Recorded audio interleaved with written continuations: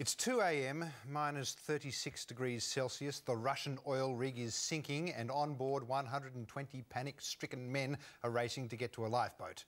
What would you do? Well, I would panic, and so would most of us, I reckon, but not Paul Carter.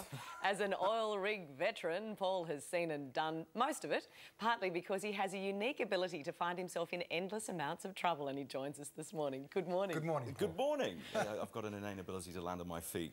Well, I'm surprised to hear you were saying Paul's been on an overnight flight from Perth to be with us today, but I'm surprised to hear there was no fire there, you know, on the way. No. Yeah, I was lucky. I skipped the natural disasters and the plane didn't fall apart. It was just fog. I was camped out at the airport for 3 hours. I've read both of your books now.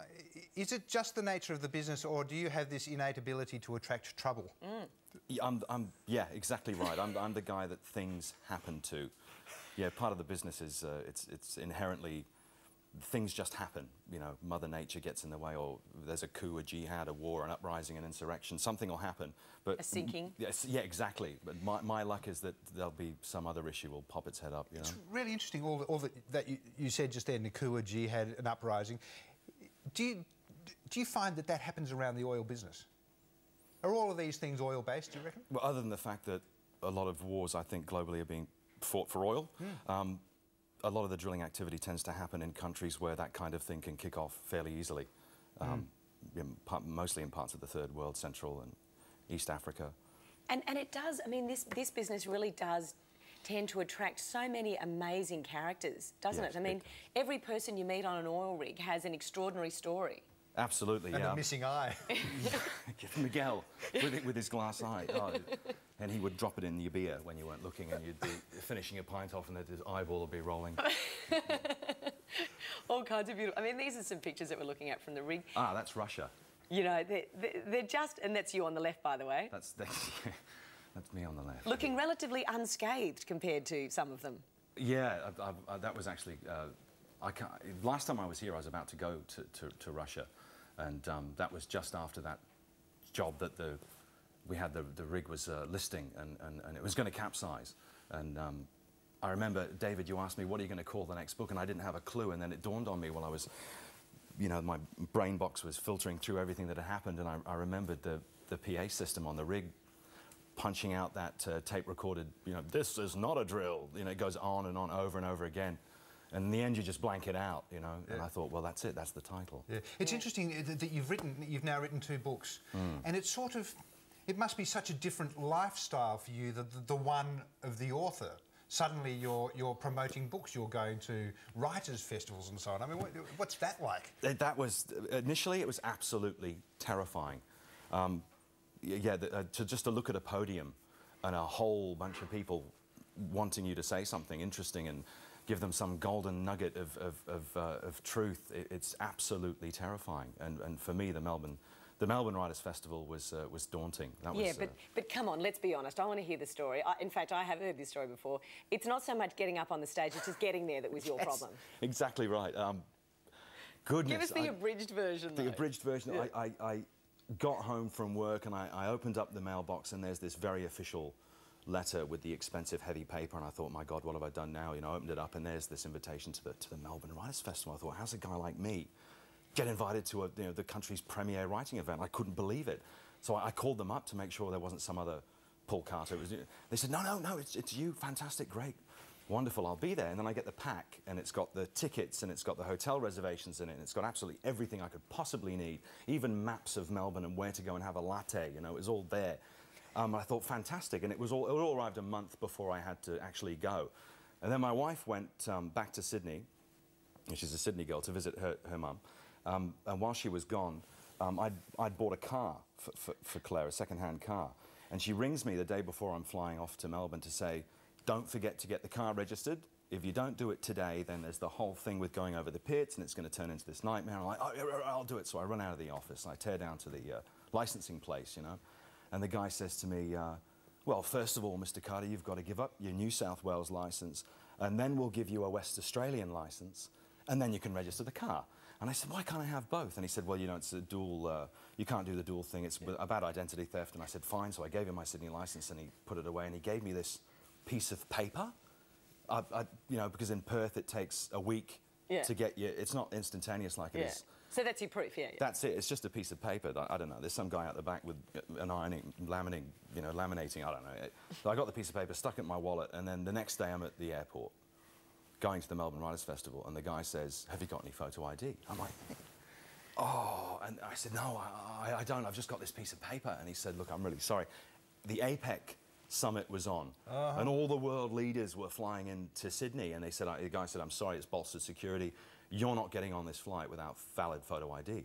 So I panic, and I run out at the airport, jump in a taxi, grab this taxi driver and say, go, and we're off, and I'm on the mobile booking myself on the next flight to Melbourne. And there was one flight left that just maybe would get me into the city in time to get to the Writers' Festival. So I get back to the house, and the house is on fire.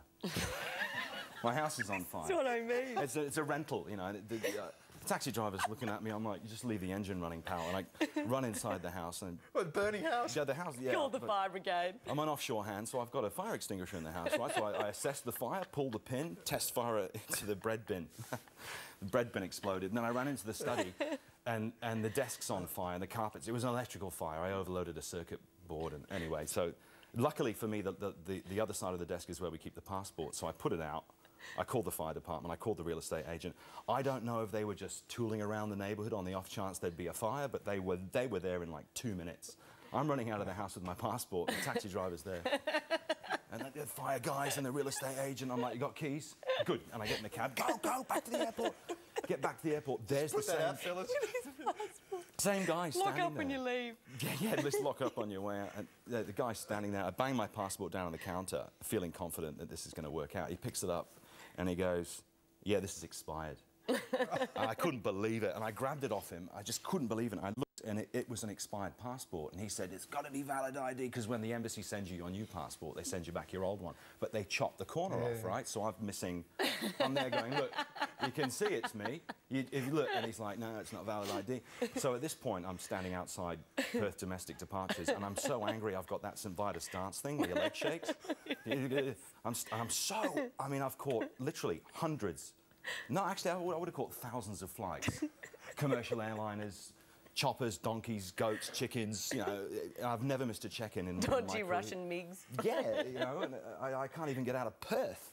It was just, how could I miss this thing? It was so important to me, so I thought, well, I've got to do the right thing now, and at least I can call Rosemary, the director of the festival, and tell her I'm not going to make it. And I punch the numbers into my phone. She picks up and says, "Hi, Paul, you're supposed to be on it." And I went, "Rosemary?" And I hung up on her. I couldn't actually say it. And it's very hard to kind of bang down a mobile. There's nothing to slam down. You just press the button, put it in your pocket. And I thought, well, that's it. I couldn't believe it. And I turn around, and there's the airport bookshop. And I thought, but photo ID. So I run in, I buy a copy of my book, my first book. I run back up to the guy, and I pull the letter out, and I'm like, "It's the Melbourne Writers," and that's me. You've shown literally the back page. Yeah, the cheesy author photo. And I showed it to him, and he went, "Yeah, okay. You can go." So I got on the plane. That's just to get there. That's just to get... Oh, and it was just one of those awful things where you just don't know if you're going to make it. Then I got to Melbourne, jumped in another cab, grab another taxi driver, go, you know. And we get to the arts centre where it's happening, and it's this fairly confusing, very modern building. I've got no idea if I'm at the right entrance. I just run in a random door, and there's a girl with the headphones, and I just grabbed her and said, "I'm supposed to be on stage." And she went, "What's your name?" I went, "Paul Carter." She went, "Follow me." And I was lucky I got the right person. She's off, and we're off, and we're down tunnels, and there's plumbing, and I can hear lots and lots of people, and then bang, there's the stage. And I'm not wearing what I'm supposed to be wearing. I'm sweaty, and there was a 5-hour meeting, and I missed all of it. I've got no idea what I'm going to talk about. Smell like smoke. Yes. House fire, ode to house fire. Just used a fire extinguisher. And I got out there on stage, and no sooner had my backside hit the chair that it was up to the podium, and I'm just the stunned rabbit in front of the 18-wheeler full of bridge parts. And all I could do was tell them, well, this is why I look awful. This is what just happened to me, because I'm the guy that stuff happens to, and somehow get to walk away from it. And I didn't even mention the books or writing or anything. And that was my shot. Oh, look, and you know, I think what this shows is Paul has a fantastic ability to tell a very funny story, and your life is full of them, and so is this book. Again, so many funny stories in bizarre situations. Yeah, but there's also really sweet story in this book. I reckon. there is too. Where you sort of encounter your father. You get to know your father again. Yes. And it's so much of this story this book is based on drinking. I'm wondering, would you have got to know your father the way you did and the way you describe it in this book had you not been able to drink with him? What an excellent question. Have you got a spare couple of days and we can figure that one out? But it is fascinating, isn't it? Yeah. The way that you re-encountered your father and you kind of connected when you actually had a good drink with him. Yeah, it's the single malt. He lived for many, many years in Scotland, and I really like my single malts, and that was the catalyst for us to sit down and start having a good time together. And realising all of those interesting parallels in your lives.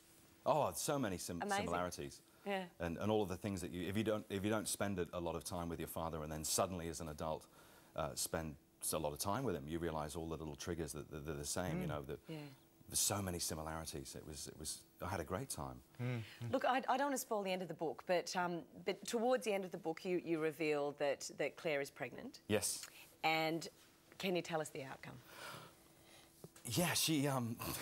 Not to spoil the end of the book, but can you tell us what happens?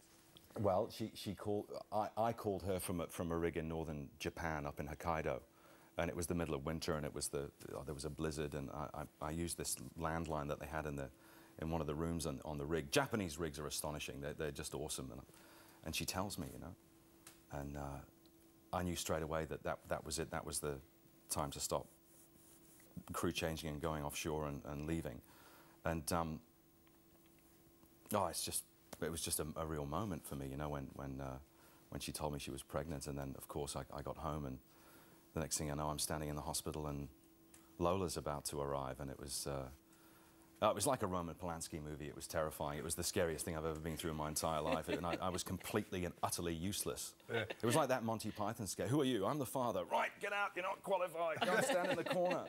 It's like you just stand there, and there was an epidural. It was a 50-hour labour, and followed by complications, and the baby flatlined, and then there was an emergency Caesar, and so I mean they're starting the baby's heart, and there's tubes, and it was out of control.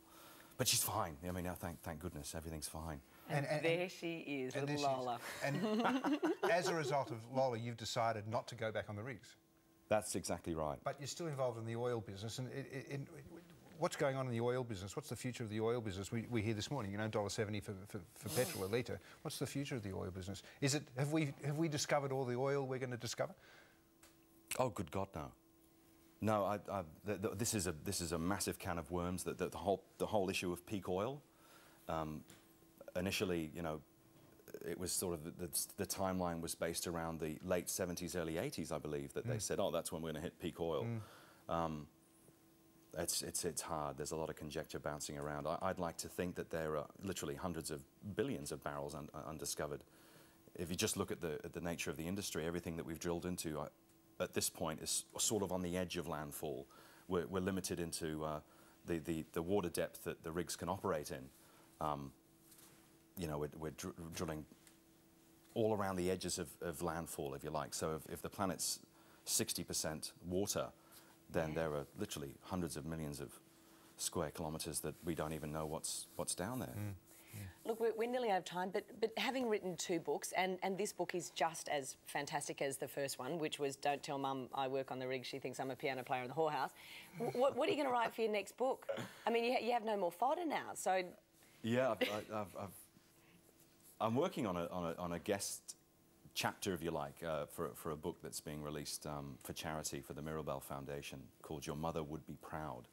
And it's 2 DJs from Triple J Radio in Sydney have struck a book deal, and they've approached a whole menagerie of Australian talent, writers and singers, and they've got a group, I think, of about 25 different people that are writing a chapter each. And I was lucky enough to get asked, so I've just finished writing that one chapter for that book, and then I'll start another project. But and we had this conversation 2 years ago. I don't know what about, but I'm sure it'll present itself. Yeah. There's a man just screaming out for his own TV show. Good to talk to you, Paul. Paul, lovely to see you again. Thanks for your time. My pleasure, thank you. Thank you, thanks for the big flight over too. Now, after the break, the new campaign to prevent the dumping of animals.